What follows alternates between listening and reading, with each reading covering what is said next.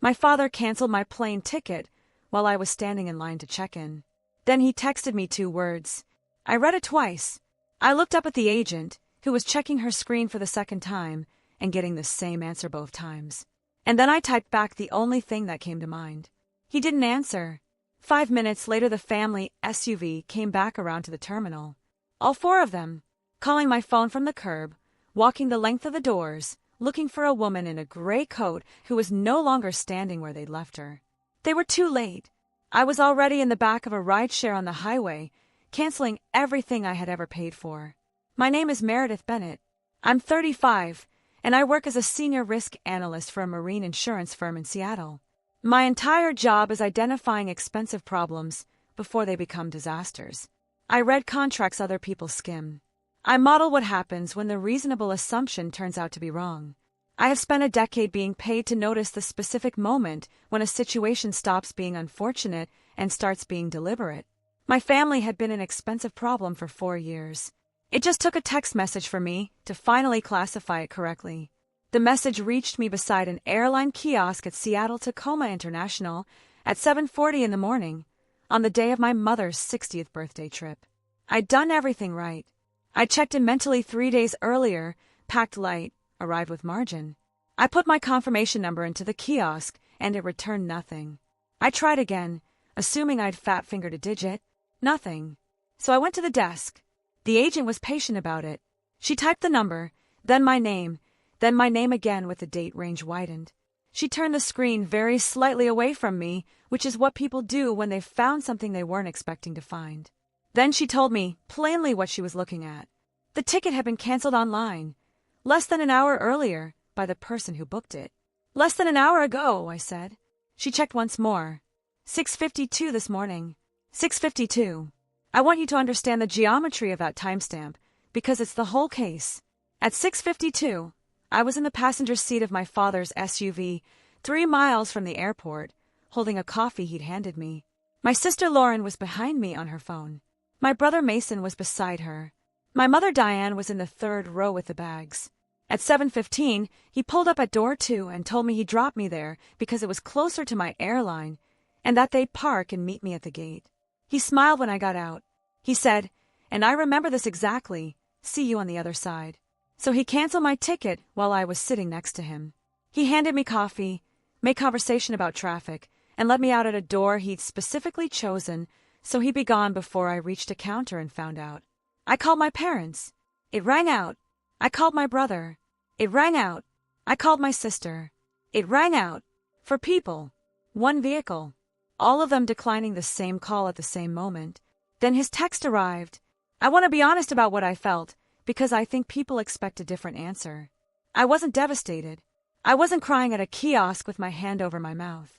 What I felt was closer to what I feel at work when a claim file stops looking like bad luck and starts resolving into a shape. That particular cold click, when a series of unrelated inconveniences turns out to have been a plan the entire time. 4 years of small, strange moments arranged themselves into a line while I stood there. The agent asked if I wanted to look at other flights. There were seats. There were 3 itineraries that would have gotten me to California by mid-afternoon, and I could have put any of them on my card without thinking about it. That was the part he'd counted on. Instead, I stepped away from the desk, sat down on a bench facing the windows, and opened my booking app. The rental house in Carmel, the 7-seat SUV, the prepaid coastal tour, all confirmed, all under my account, all paid for with my money, months in advance, because I'm the person in this family who books things months in advance. I laughed, once out loud, which got a look from a man 2 seats down. Then I typed "you sure?" and walked outside to order a car. The drive from the airport to my apartment takes about 35 minutes. By the time we reached the highway, my father had called 11 times. I watched the number climb on the screen without touching it. 11 calls in under 20 minutes from a man who, 40 minutes earlier, had been unable to answer 3. Somewhere around call 6, I understood what had happened at their end. He'd expected me to phone him in a panic, from the counter, from the gate area, voice unsteady, asking what happened, what do I do? That call was the entire point of the exercise. That was the moment he designed, where I would be frightened and he would be generous, and everything after that would be easier for him. Instead, he got 2 words back and then nothing. And he had no script for nothing. So I opened the cancellation screens while he kept calling. The house in Carmel first. 4 bedrooms, walking distance to the water, booked in February for a week in August. I'd chosen it because my mother had said once, years ago, that she'd always wanted to wake up somewhere she could hear the ocean. Still inside the refundable window. Cancelled. The 7-seat SUV, reserved at the destination airport because a family of 5 plus luggage doesn't fit in anything smaller. Refundable. Cancelled. The prepaid coastal tour that one only allowed credit, so I moved the amount back to my travel balance and closed the tab. Then I sat with the phone in my lap and watched the highway for a while. I want to be precise about what I did there because my family would spend the next 4 months describing it differently to anyone who would listen. I did not touch their airline tickets. I did not access anyone else's account. I did not take money from another person. I did not interfere with a contract that wasn't mine. I removed reservations I had personally made and personally paid for from an account with my name on it, funded by my salary. That is the entire crime. I got home a little after 9. The apartment was exactly as I'd left it, which felt absurd. I'd packed for a week, the suitcase was still in the hall, and it was Saturday morning and I had nowhere to be. I made coffee. I sat down at the counter. And then I called my aunt. Colleen Mercer is my mother's older sister. She's 64. She was an escrow officer for 31 years, and she is the only person in that family who has ever told me the truth without being asked to. She picked up on the second ring. I got about 4 sentences in, the kiosk, the cancellation, the timestamp, before she stopped me. Did Russell cancel your ticket because you refused to guarantee that expansion loan? I put my coffee down. Because that question does something very specific. It doesn't ask what happened. It confirms it. Somebody only asks a question in that shape when they already know the answer and have been dreading hearing it out loud. He told you, I said. 2 days ago. Here's the background you need. My father, Russell Bennett, owns a commercial sign installation company near Tacoma. Bennett Sign Systems. He started it when I was 11, out of a rented bay with 1 truck and a partner who left within 2 years. For most of my childhood, it was genuinely impressive. He built something real out of nothing, and I grew up proud of that. The problem was never his work. It was his relationship with expansion. 2 weeks before the trip, he asked me to co-sign a high-interest loan, a new fabrication machine, and a second service truck. He came to my apartment to ask, which he'd never done before, and he brought printouts, which he'd also never done before. The monthly payment exceeded my mortgage. I read the terms carefully, twice, and then I read them a 3rd time looking specifically for the reason a lender would structure it that way. It wasn't hard to find. His books couldn't support the debt on their own. That is the entire reason my income needed to be attached to it.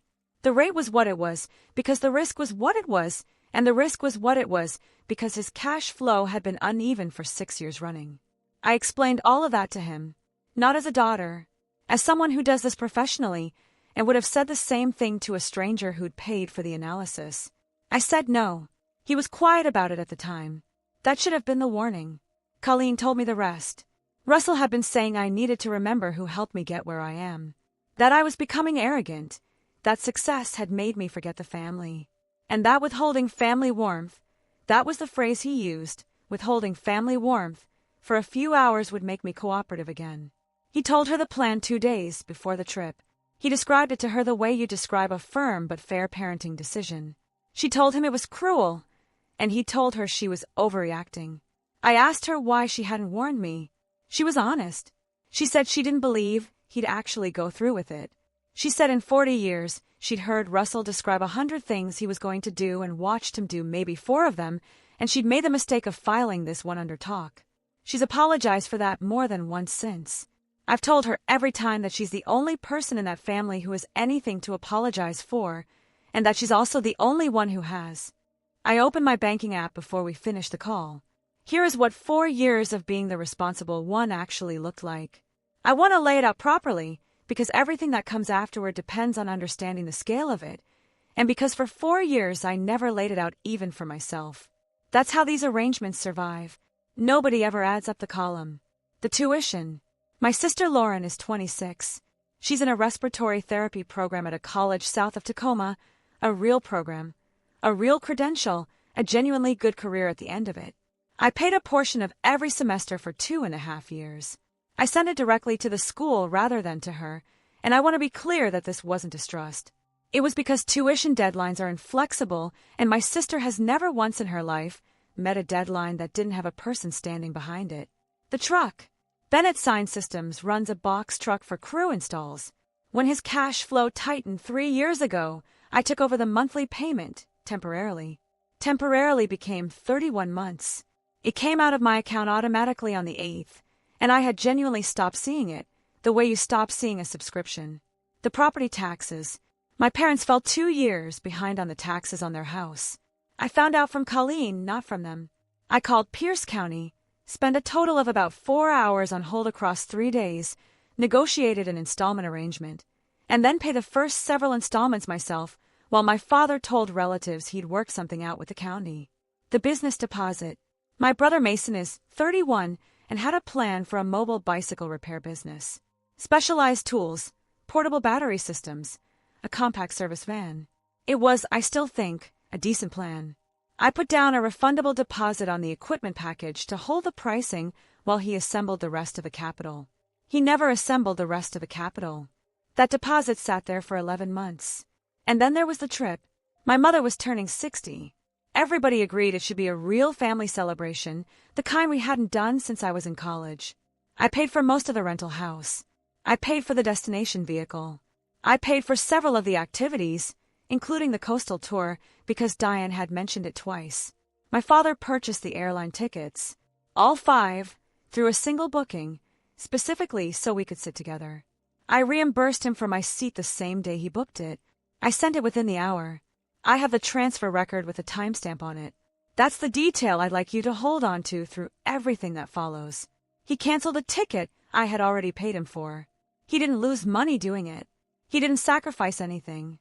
He took a seat I'd purchased and deleted it, and then told 50 relatives that I'd overreacted to a mistake. So that Saturday morning at my kitchen counter, I went down the list. The tuition transfer scheduled for the following month was voluntary. I canceled it. The automatic transfer for the company truck was voluntary. I stopped it. Future property tax contributions were gifts. I removed them. Mason's equipment deposit was refundable, and it was mine. I requested it back. Then I stopped and checked myself, because I know what a person looks like when they're making financial decisions in an emotional state, and I did not want to be that person. So I applied 3 rules and made sure every single action passed all 3. I left every completed payment alone. Money already sent stayed sent. I never asked for a cent of it back. I left every account that wasn't mine alone. I had no access to their accounts and wanted none. And I took nothing from anyone.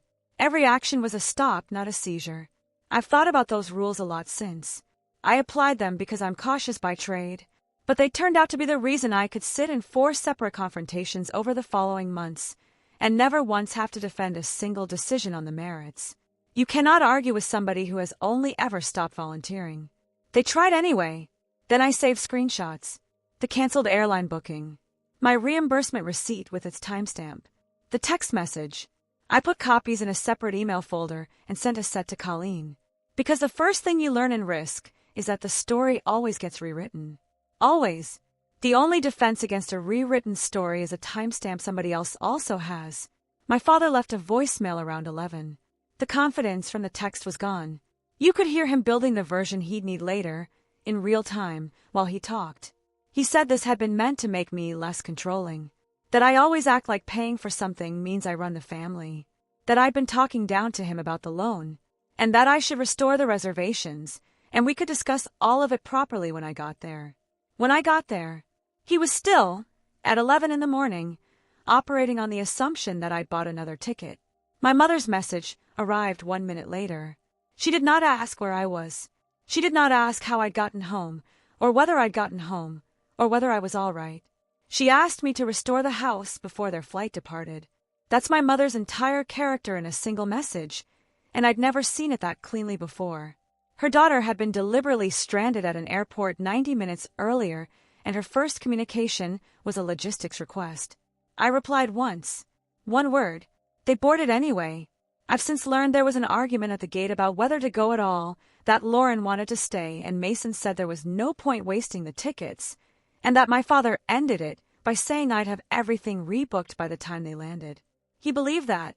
That's the part one find genuinely remarkable. He got on a 5-hour flight, fully expecting his daughter to restore a vacation he'd sabotaged because she always had before. He could not rebook it. Carmel lodging in August, same day, cost several times what I'd paid 6 months in advance. The available rental vehicles were either too small for 5 adults and luggage or priced past what he was willing to spend, and the argument about which of those two problems was worse apparently lasted from the rental counter into dinner. They stayed one night at an airport hotel near San Jose. 2 rooms. They argued through the meal. They flew back to Washington the next morning. 6 people days of vacation, converted into 18 hours of a holiday and near a runway. When they landed, Russell sent a message to the entire extended family saying I'd ruined Diane's 60th birthday by having an emotional outburst over a harmless joke. I didn't answer it. I watched the flight status change to arrived, closed the app, and waited. They were home with their luggage and their anger, and no idea yet what else had stopped. The first payment notice arrived 3 days after they got back. Lauren texted me a screenshot from her college portal. The final installment for her respiratory therapy program hadn't been received. No greeting. No question about the airport. Nothing about me being left at a terminal by our father 4 days earlier while she sat in the back seat with her phone in her hand. Just an assumption of clerical error and a deadline. I replied, I didn't enter the wrong date. I ended all voluntary family payments. She called within 90 seconds. She led with the thing she thought would protect her. I didn't cancel your ticket. I know, I said. Dad did. My question is different. Why did you accept a vacation after you found out I'd been deliberately excluded from it? Silence answered first. About 6 seconds of it, which is a long time on a phone call. Then she admitted it. Russell had told all of them in advance. Not after. Before. He'd said the canceled ticket would be good for Meredith, because I needed to be humbled, and that a few hours of not knowing where I stood would do more for my attitude than any conversation. Lauren said she felt uncomfortable about it. I asked her what she did with the discomfort. She said she'd already arranged time away from clinical training. She said she'd have lost the placement week. And then she said the actual thing, which I'll credit her for saying out loud. She needed my tuition payment. So she said nothing. You knew I was going to be stranded on purpose, I said. And you got in the car anyway. And you expected me to keep paying anyway. She said she thought I'd cool down. That Dad had promised all of them I always forgive the family eventually. There it is. That's the whole story in one line, and my sister handed it to me without noticing. Not she'll be upset, not she might not come back. A prediction, offered as reassurance, based on 20 years of evidence. I had been so reliable about forgiving them that my forgiveness had been priced into the plan. She switched to the deadline then. Registration closed Friday. Her graduation would be delayed. Her clinical hours were sequenced, so one missed semester cascaded into 2. I told her what her options actually were, and I'd like you to notice that I knew them because I'd looked them up 2 days earlier. The College Financial Aid Office, which has an emergency disbursement process. Federal Student Aid, which she had never applied for because she'd never needed to. 3 local scholarships specific to allied health students. A hospital tuition assistance program that pays in exchange for a 2-year employment commitment, which, for someone about to enter that exact field, is not a penalty.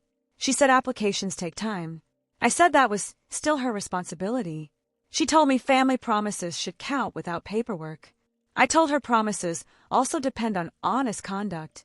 She said that was conditional love. I've thought about that phrase for a long time. It's a good phrase. It's designed to make the other person flinch, and for most of my life it would have worked. Here's where I landed. I never had a condition on loving my sister. I had a condition on funding her. Those had been the same thing for so long that she'd stopped being able to see the seam. And honestly, so had I, until the morning I found out she'd known and boarded anyway. I told her it wasn't the end of love. It was the end of an arrangement she'd knowingly taken for granted. Then I hung up, and I didn't pay. Mason called that afternoon. His equipment supplier had notified him that the reservation on the bicycle tools, portable batteries, and compact service van would expire unless he completed the purchase. The deposit had already been refunded to my card, which is how he found out. You promised to help me launch. I promised before you helped leave me at an airport. He started to deny it. He was mid-sentence into a version where he hadn't really understood what was happening when I said the thing that ended it. Dad planned it 2 days out, and I heard you laughing in the background of his voicemail. That's true, by the way. It's about 11 seconds in. My father is explaining that this was meant to make me less controlling, and behind him you can hear my brother laugh. Not a nervous laugh, not an uncomfortable one. He thought it was funny. He was still finding it funny at 11 in the morning while I was at my kitchen counter canceling his equipment deposit. He stopped denying it. I reminded him of 3 facts. The deposit was my money. The arrangement was informal, no contract, no partnership, no equity, nothing signed by anyone. And he had never invested the remaining capital in 11 months, despite that being the only condition I'd ever attached. Then I ended the call, before his anger turned into something he could quote back to relatives in an edited form. I've since learned that ending calls early is one of the most useful things I did that entire year. The box truck lender contacted Bennett's Sign Systems on the 9th, when the automatic payment didn't arrive on the 8th. My father called me from the dealership. I could hear the lot behind him, that specific outdoor echo, a PA in the distance. We have installations scheduled Thursday. If they take this truck, I lose current jobs. The truck belongs to Bennett's Sign Systems, I said. It never belonged to me. You benefited from this family. I asked him what he meant, and I asked it genuinely, because I wanted to hear him assemble it. He said what people always say. Successful children help their parents. He'd put a roof over my head. He'd paid for things when I was a child, which is true, and which is also called raising a child. Why did a successful daughter deserve to be abandoned at an airport? He told me I was changing the subject. The airport was the reason every payment had stopped. It was the only reason, and I was the one changing the subject. That's the tell, if you're ever looking for one. Watch what happens when you name the actual event. Watch whether they engage with it or route around it.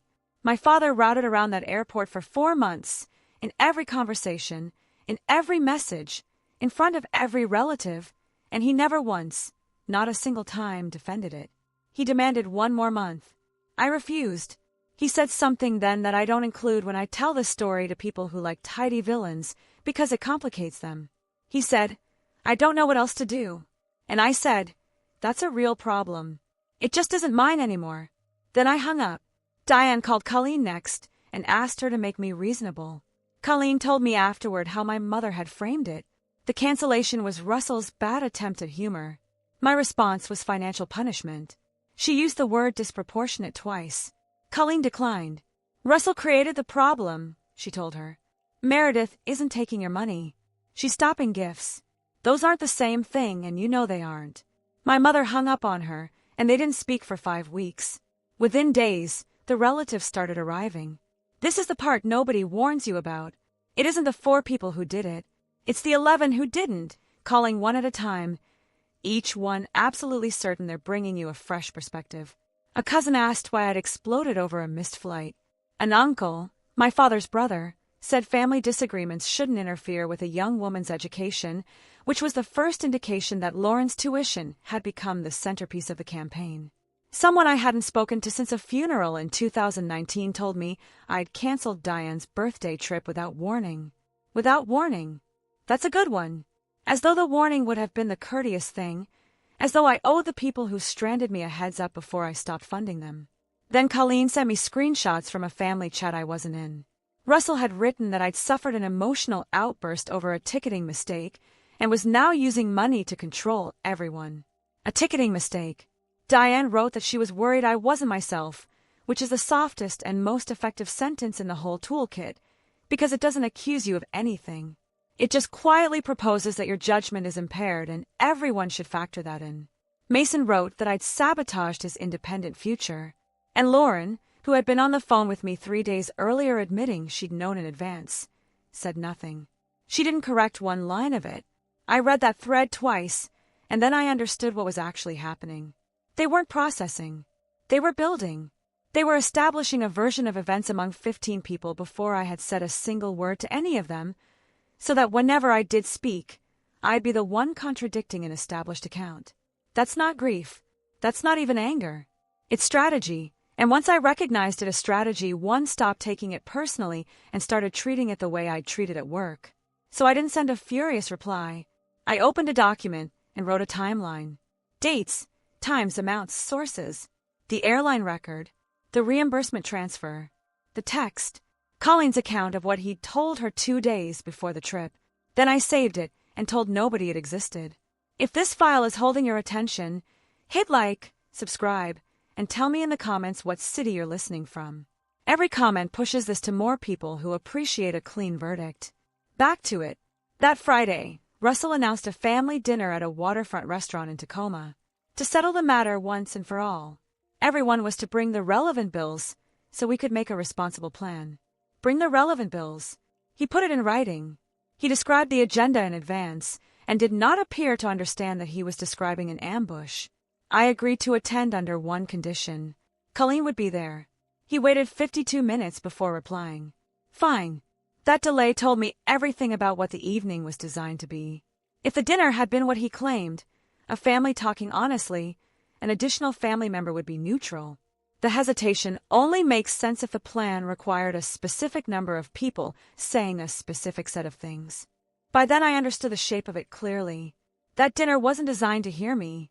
It was designed to surround me, for emergencies presented simultaneously, in a private room, with witnesses, so that refusing any one of them would look like refusing all of them, and refusing all of them would look like cruelty. I went anyway, because this time they would not be able to rewrite the room after I left. Colleen and I walked in together at 7. Diane, Mason, and Lauren were already seated, which was itself deliberate. They wanted to be the room I entered rather than people arriving into a room. Russell started before I sat down. Let's agree the airport lesson went too far. Nobody expected Meredith to react this dramatically. Note the construction. Let's agree. 2 concessions in one sentence. It went too far, and it was a lesson, offered as a package deal in exchange for the entire matter being closed before I'd taken my coat off. He called it a harmless lesson about respect. He said I'd embarrass the family by canceling Diane's birthday arrangements. Diane went next. She talked for 4 or 5 minutes. The rental house she never saw. The airport hotel with the thin walls. The flight home. The friends who'd asked how her 60th had been. She never once mentioned me, standing alone at a kiosk. Not as an aside, not in passing. Lauren slid printed tuition information across the table. Her graduation might be delayed. Mason laid out supplier estimates and photographs of a service van and asked me to honor my original commitment because he'd already contacted 3 weekend markets about pitch space.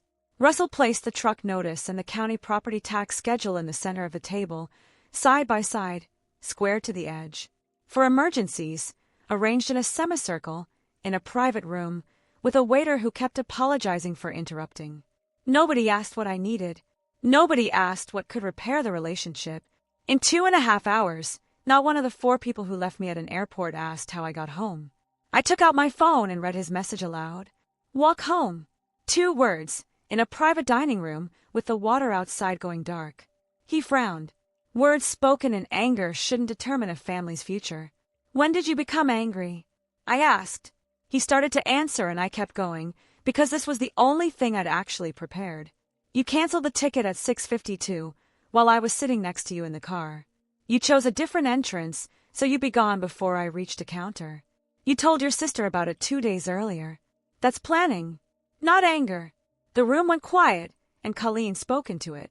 She confirmed he'd told her 2 days before the trip.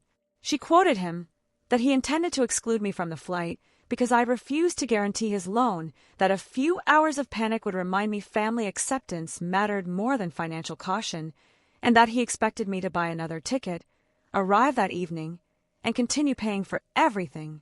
Russell said he'd only been venting. Colleen said, You asked me not to tell her.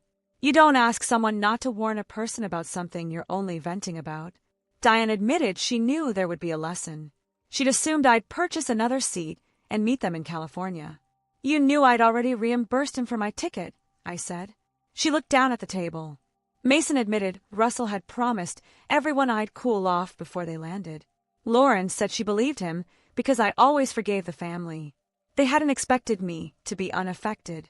They had expected me to be hurt temporarily and useful permanently. That's the sentence I wrote in my notes that night, and it's the truest thing I know about my family. Then I opened my folder. I explained first what it wasn't, because I could see Russell's face already deciding what it was. It wasn't an invoice. I wasn't asking anyone to repay a gift. I wasn't attaching interest to kindness or presenting a bill for 4 years of being useful. It existed for one reason. Russell had been telling relatives that he carried this family and that I contributed only when it suited me. The date said something else. Tuition payments, truck transfers, tax installments, emergency repairs, insurance deductibles, travel costs, a business deposit that sat untouched for 11 months. Every entry with a date and a source account. For 4 years, my money had covered their predictable expenses, their emergency gaps, and their plans, and I noticed, laying it out, that not one line on that page had ever benefited me. Russell recovered first. He always does. So you've been keeping score against your own family. No, I said. I started documenting when you started rewriting. He said I was using numbers to make him look weak in front of people. I reminded him he'd told relatives he financed most family expenses, and that the only reason the page existed was that his version required correcting.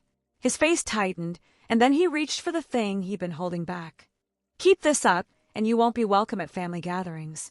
There it was, out loud, at a table, in front of a sister-in-law. You already used belonging as leverage at the airport, I said. It doesn't work anymore. Then I placed copies of the canceled payment notices beside their bills, one at a time, so nobody could later claim they hadn't been shown. The truck transfer, the tuition, the tax gifts, the business funding, all final, and I would not be negotiating under pressure that night or any other night. Russell asked what it would take.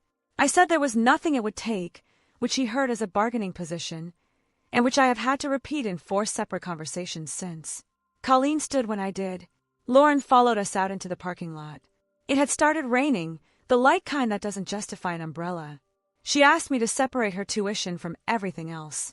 Her career shouldn't be sacrificed for Russell's mistake. And I want to be fair here, because that argument isn't stupid. She didn't cancel the ticket. She's the youngest. She was, in a real sense, raised inside a system she didn't design. Here's why it didn't move me. You made your own decision, I said. You knew the plan and you boarded. And then you called me 3 days later about a deadline before you called me about the airport. She said she'd been scared of him. I said I understood that, and that it was still true that she chose the version of fear that cost her nothing. Then I handed her a printed page, the college financial aid office, and the name of the person who handles emergency disbursements. 3 local scholarships for allied health students, the hospital tuition assistance program, federal aid, every application deadline in order. I'd researched all of it. 2 days after the airport, sitting at my kitchen counter, I spent an hour and a half building that page for a sister who had known I'd be stranded and got in the car anyway. Because I didn't actually want her trapped. I wanted her out of the arrangement. Same as me. She looked at it under the streetlight. These require essays, income forms, supervisor recommendations. Yes, I don't have time for all that. And there it was, in a wet parking lot, in 1 sentence. She didn't want help becoming independent. She wanted my money, because my money was the only version of help that required nothing from her. I told her the page was hers either way, and Colleen and I left. That night, at 11:40, Mason sent one more message. He thinks you'll listen when your coworkers can see what kind of daughter you are. I read it twice. Then I did 3 things, in this order. I screenshotted it. I forwarded it to my building manager with a short factual note. And I went to sleep because there was nothing else useful to do at 11:40 at night. My brother thought he was warning me. He was actually handing me the single most useful document of the entire year, written evidence, in his own words, that what happened 40 hours later was planned rather than emotional. They kept doing that. Over and over, for 4 months, they kept putting the plan in writing. Tuesday morning, office security called my desk before he reached the elevator. Mason's message had given me 2 working days to prepare, which is the only reason this went the way it did. I'd sent photographs, full names, a description of the vehicle, and a copy of a text to building management on Saturday morning. They'd flagged it at the desk.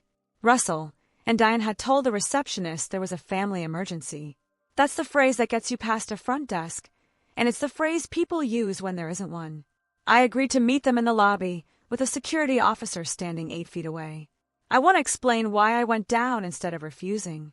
If I declined, he'd have waited. He'd have waited in that lobby for as long as it took, and by hour 2 it would have become a scene involving colleagues, and by hour 3 it would have become a story about a woman who hid from her elderly parents at work. Going down capped the damage. I couldn't stop the event. I could control its duration. He started before I reached the seating area. He wanted the box truck transfer resumed that day. Not discussed. Resumed, that morning, before he left the building. That's a business problem, I said. It isn't an emergency involving me. Diane said the county installment plan might fail, and they could lose the house. I reminded her the next deadline was 5 weeks out, that they had time to reduce expenses, sell the recreational trailer sitting unused beside the garage, or call the county and renegotiate, which I had personally done for them once already and could describe the process for. She said I was being cold. I said I was being specific, and that people confuse those when the specifics aren't going their way. Russell said I was humiliating them in public. You came to my workplace, I said. You created the public scene. I'm the only person here who didn't choose this location. He didn't threaten me. I want to be accurate about that.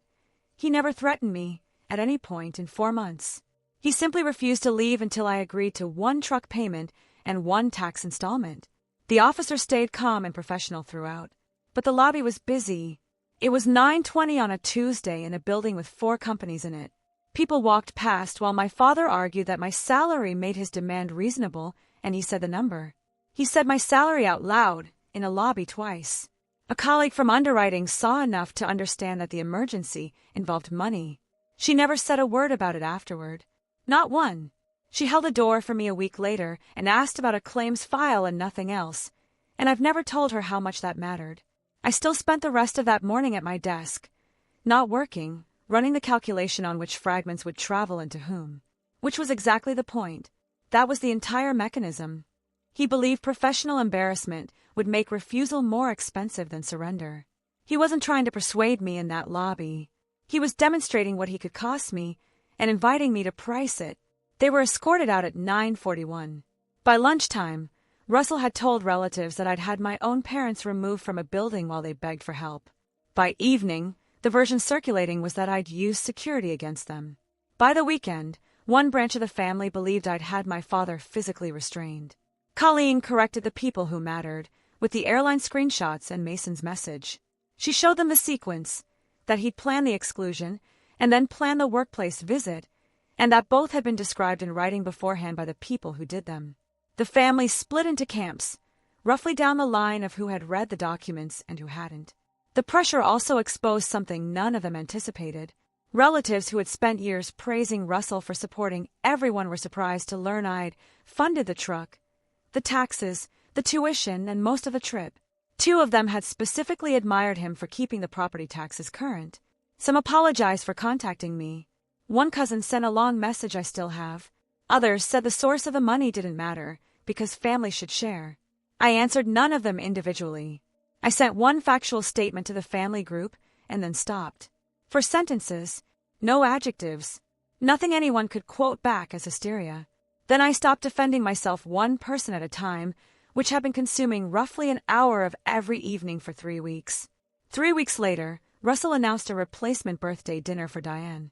A rented banquet room, 20-some guests, a proper celebration to make up for the one that had been ruined. He told relatives I had agreed to attend, and that the family would finally reconcile. Several people messaged to say they were relieved I'd come to my senses. I had never agreed to anything. Nobody had asked me. I found out about the dinner from a cousin congratulating me for going to it. And it wasn't only the attendance he'd invented. Colleen learned he was telling guests I would apologize publicly and restore every payment after dinner. He had described the sequence, that there'd be an announcement, and then the family would move forward. So I had 2 options: ignore it, and let his version harden into fact in front of 20 witnesses. In 6 months, Meredith promised at the birthday dinner and backed out, would be family history, and I'd be relitigating it at funerals for the next 30 years. Or walk into one more room he'd arranged, and correct it once, in front of everybody, permanently. I was genuinely undecided for 2 days. Then an uncle texted me, "Proud of you for fixing what you caused." That decided it. Colleen and I arrived together, 20 minutes after the start time, deliberately. I carried one sealed folder. Russell met us near the entrance and turned to the room before I'd cleared the doorway. Here she is, the daughter who finally came to her senses. People applauded, 20-some adults, applauding an apology that had not been requested, agreed to, or given. I stayed standing. I didn't take my coat off. Before dinner starts, I need to correct that. I haven't apologized for ending my payments, and I haven't restored any of them. I was told about this evening by a cousin. Nobody asked me to come. The applause stopped in a way that I will remember for the rest of my life. The smile went. You came here to ruin another birthday. I came because you told people I made promises I never made.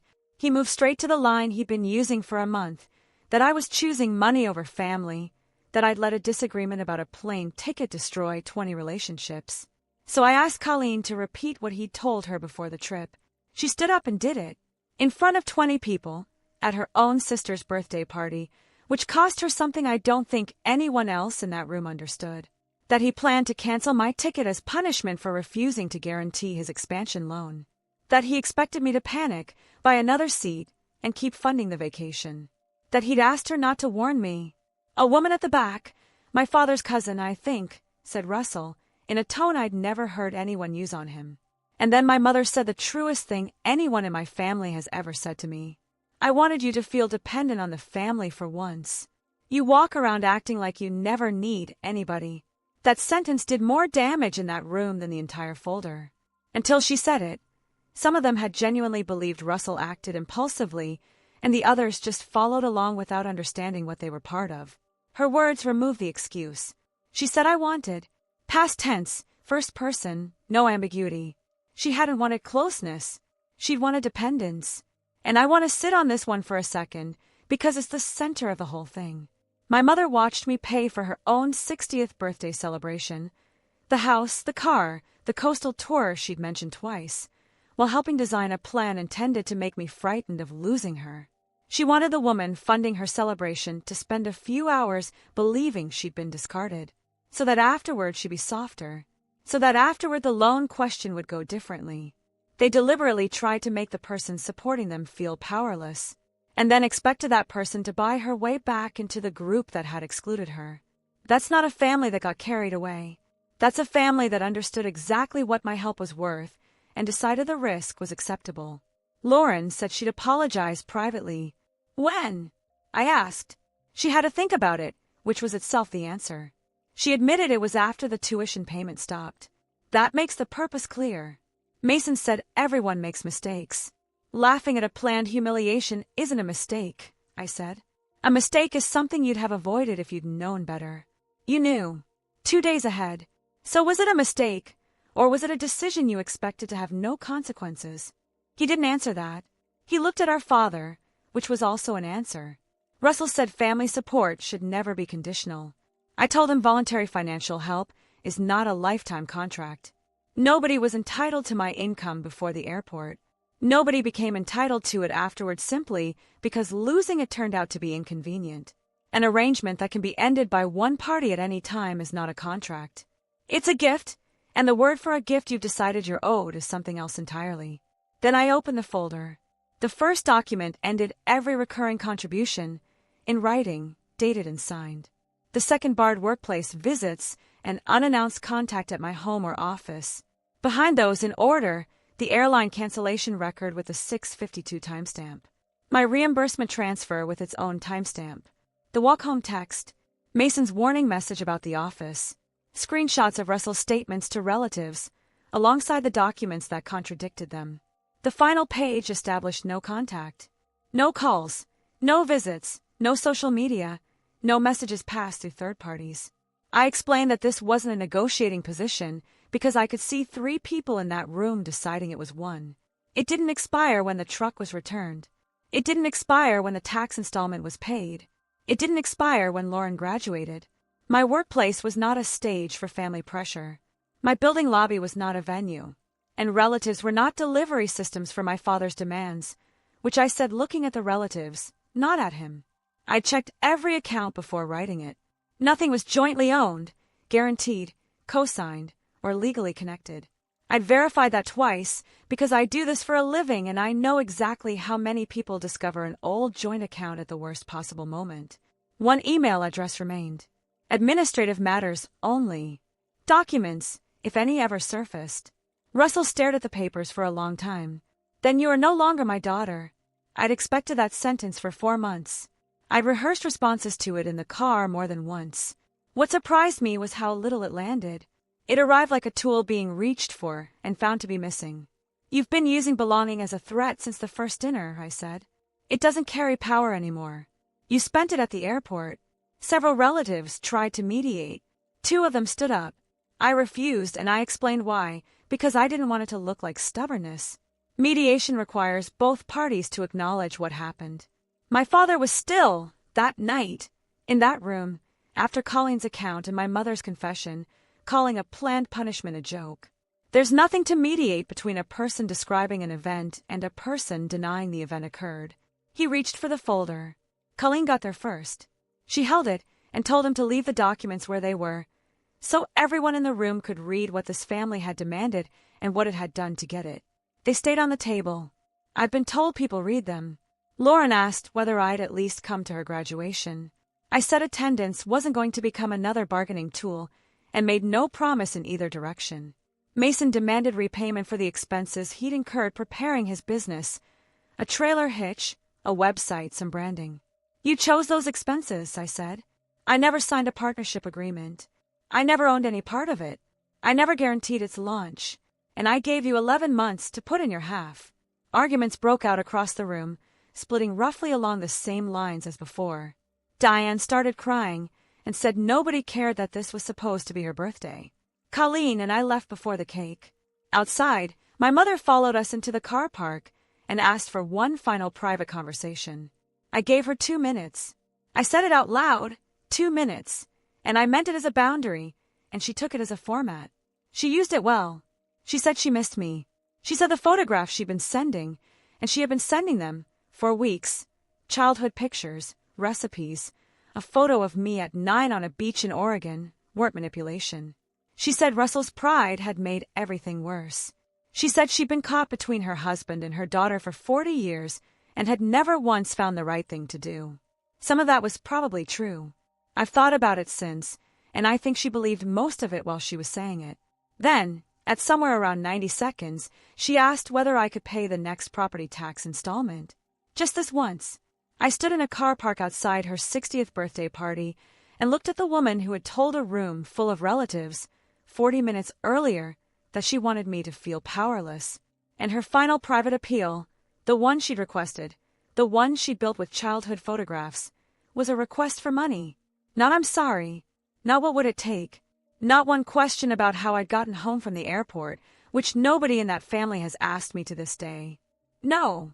I walked back to the car with Colleen while the arguing continued behind the banquet room doors. The evening had been advertised as reconciliation. And when the performance failed, when the applause stopped and the folder came out and the room turned, every demand was still sitting exactly where it had always been, aimed at my accounts, my silence, and my compliance. Nothing about it had ever been about the relationship. The relationship was the delivery mechanism. I want to be careful about this next part, because my family described what followed as destruction, and I've had 4 months of practice explaining why it wasn't. Russell still owned his company. Diane still owned her home. Lauren remained enrolled. Mason remained free to build a business. Nobody lost anything they had earned. The only thing that changed is that each of those plans now had to survive without treating my salary as invisible family property. I didn't create their obligations. I stopped volunteering to absorb them after they proved, in a planned and documented way, that they could separate my money from my dignity and only wanted the first one. Russell returned the box truck. He began renting vehicles and equipment only for the jobs that required them, which raised his per-job cost and cut his margin. He declined 2 distant projects because short-term rental made them unprofitable. He laid off 1 seasonal worker rather than expanding. The business didn't collapse. It got smaller, and it got honest. He abandoned the high-interest loan, the one that started all of this, the one worth stranding a daughter over, and never mentioned it again. As far as I know, he never approached another lender about it. That's worth sitting with for a moment. The entire operation was designed to secure a loan he ultimately decided he didn't need badly enough to pursue by any other means. His reputation inside the family changed more than his balance sheet did. Relatives started asking about expenses he claimed for years. 2 of them asked him directly at a wedding about the property taxes. Eventually, he admitted out loud that I had funded the truck, part of a tax plan, Lauren's tuition, and most of Diane's trip. He'd spent 4 years accepting credit for money he didn't spend, and about 6 weeks losing all of it. Diane increased her hours at the optometry office, where she coordinates appointments. She'd been at 3 days a week for years. She went to 5. My parents canceled streaming services. They sold the recreational trailer that had been sitting beside the garage since 2019. They postponed a kitchen renovation and stopped eating out. That isn't poverty. I want to be precise, because I destroyed my parents financially is the version that traveled. That's the discomfort of living on your actual income after several years of relying on contributions you never acknowledged and had begun to describe as your own. Lauren took a federal student loan and picked up weekend shifts at a rehabilitation center. She told me twice, through Colleen, that the extra work was destroying her final semester. I believe that it was hard. I've never doubted that it was hard. Her graduation was delayed 1 semester. She completed the respiratory therapy program through her own effort, and she is entitled to be proud of that in a way she wouldn't have been if I'd paid for it. I'm aware of how that sounds. I'd still rather she have it. She mailed me a graduation announcement. No note, no apology, just the card. I put it in a drawer. I didn't attend. People ask about that one more than any other decision. Here's my answer. She knew. She boarded. She watched relatives call me unstable for 3 weeks and said nothing, and she apologized only after the money stopped. Attending would have told her that the sequence works, that you can participate, stay silent, and be welcomed back on the strength of a printed card. I'm not willing to teach her that. I hope she's a good respiratory therapist. Both things are true. Mason lost the van and equipment reservation when he couldn't produce the remaining funds. He couldn't launch on his preferred schedule, so he kept working at the sporting goods store. He posted publicly that a jealous relative had destroyed his small business dream, which everyone in the family understood, and which he never took down. Months later, he started serving local weekend markets with rented tools and a borrowed cargo trailer. A smaller version, funded by his own earnings. Real customers.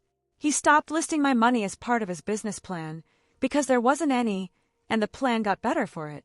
Our relationship remained severed. I hope the business works. I don't want to hear about it from him. And then there's the thing I didn't expect at all. I had assumed, for 4 years, that what I was providing was money. I was actually providing project management. I tracked deadlines. I compared loan terms. I called county offices and sat on hold. I reviewed supplier agreements Mason didn't read. I read the tuition schedule, so Lauren didn't have to. I reassured 4 adults every time a plan became uncertain, which was most weeks. When I stepped away, they didn't just lose a bank. They lost a project manager, a researcher, an emergency fund, and an emotional buffer simultaneously in a single week. Diane complained to Colleen that the family felt disorganized without me. That wasn't evidence I belonged back in the role. That was evidence they'd been depending on work they never once noticed, from a person they'd been willing to strand at an airport to make more compliant. 4 months after the airport, building management called through my intercom. Russell was standing on the public sidewalk outside. Not the lobby, he'd learned that much. The sidewalk, where nobody could ask him to leave. I used the intercom. I didn't go down. The family has suffered enough. He talked for a while. He described everything that had happened as punishment I had imposed. The truck, the hours, the trailer, the delayed graduation, rather than as expenses he'd become responsible for when I stopped paying them.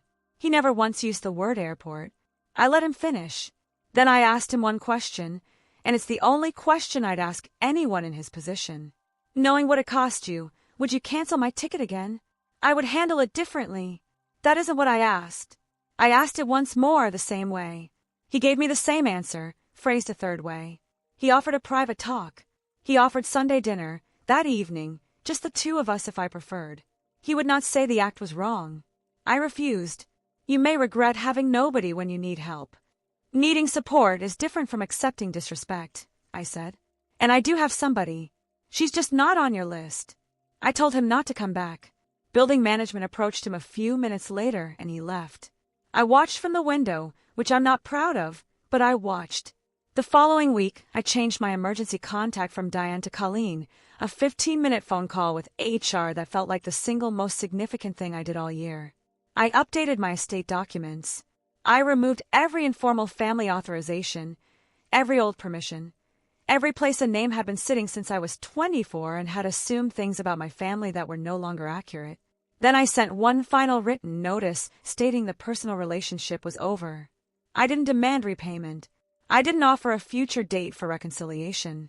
I didn't leave a door open with a note on it, because a door with a note on it is just a longer negotiation. Months later, I took the trip.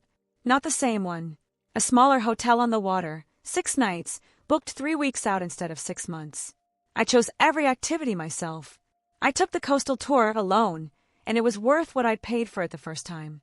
I ate dinner by myself 6 nights in a row without anyone describing it as sad. Nobody asked me for anything for 6 days. I hadn't had 6 consecutive days like that since I was 29. Standing on a coast I'd already paid for once. The airline kiosk came back to me, the agent turning her screen slightly away, the timestamp, the specific weight of the phone in my hand. I want to be honest about what I felt, because the tidy version would be forgiveness, and the satisfying version would be triumph. It was neither. It was quiet. The kind of quiet you get when you finally stop bracing for a phone call. Colleen and I still meet for coffee most weeks. We go to bookstores. We spent Thanksgiving together, and then Christmas, and she made a truly terrible pie that we have now agreed to make every year. She has never once asked me to forgive. She has never carried a surprise message from anyone. She has never treated family loyalty as a reason to stay silent about deliberate cruelty, and she paid a real price for that. Her sister didn't speak to her for 5 weeks, and their relationship has never recovered its old shape. She's never mentioned that cost to me. I found out from someone else. That turned out to be what family was supposed to look like the entire time. It just wasn't coming from the people who'd been assigned the job. The most important thing I got back was never the vacation, and it was never the money. For 4 years I had a role. I was the one who paid, the one who called the county, the one who read the contract, the one who forgave. Every relationship I had with those 4 people ran through that role, and none of them had ever once tested whether anything was underneath it. The airport tested it. My family believed my place among them depended on what I paid.